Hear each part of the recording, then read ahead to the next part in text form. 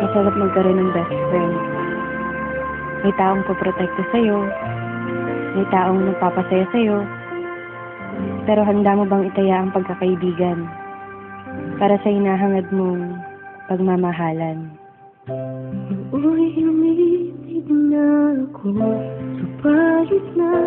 Ako si Princess. Grade school pa lang ako, palagi ko ng kaklase si Ivan. Magkaibigan kasi mga magulang namin, kaya kung nasan ako, nandun rin siya. Mapalungkot man o mapasaya, sa kulitan man o problema. Yan si Ivan, ang taong lagi kong kakampi sa buhay. Nang ikaw ay makilala, biglang napako ang nadarama.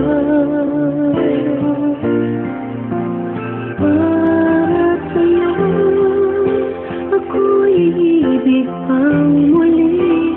Dahil sa'yo, ako'y ibig ng muli. Ang aking puso'y pag-ingatan mo. Dahil sa ito'y muling magmamahal sa'yo. Para sa'yo. Isang araw,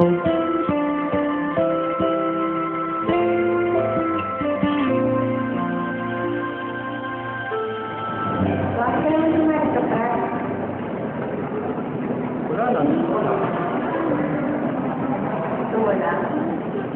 Alam mo bang delikado yun? Alam mo naman ang pinapasok mo. Dami-dami naman natin sa kasi matapos ang araw na yun, At sa'yo lamang nakita ang tunay na pag-ibig laging hinahanap.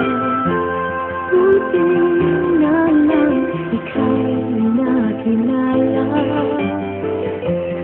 Di na bumot ang nadarama. di na siya nagpaparamdam. Di na siya nagte-text. Di ko na rin siya nakikita sa school.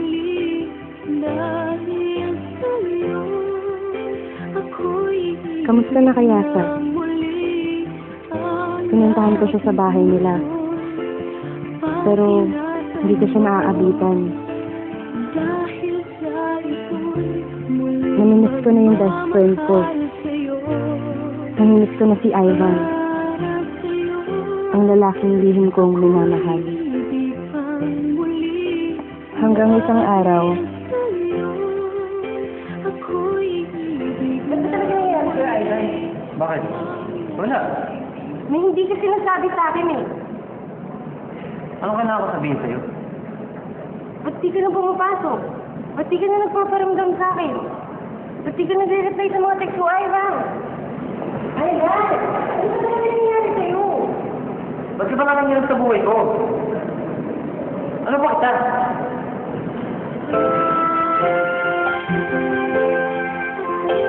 natahimik ako sa sinabi niya. Ano ba niya ako? Isa lang akong hamak na best friend. Hanggang doon na lang yun. Umalis siya at di na nagpakita. Di na rin ako nagte-text. Di na rin ako pumupunta sa kanila. Makalipas ang 2 linggo, may natanggap akong balita. Nasa ospital daw si Ivan. Malubha ang lagay. Ako'y di na muling mag-iisa. Ikaw na nga ang hinihintay ng puso ko.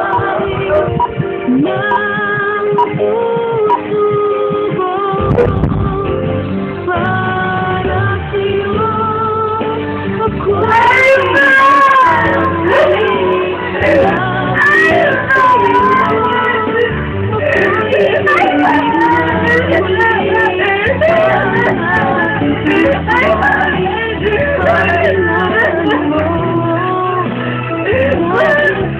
ako'y muling magmamahal sa'yo. Para sa'yo ako'y ibig pang muli. Dahil sa'yo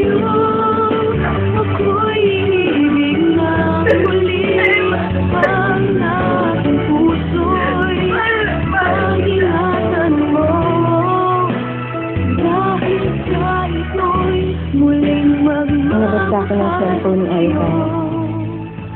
Pare, huwag nang papakilaban ng best friend ko. Ginawa ko naman ang sinabi niyo, di ba? Nilayan ko na siya. Basta huwag niyo nang gagalawin si Princess. Mahal na mahal ko yun. Ano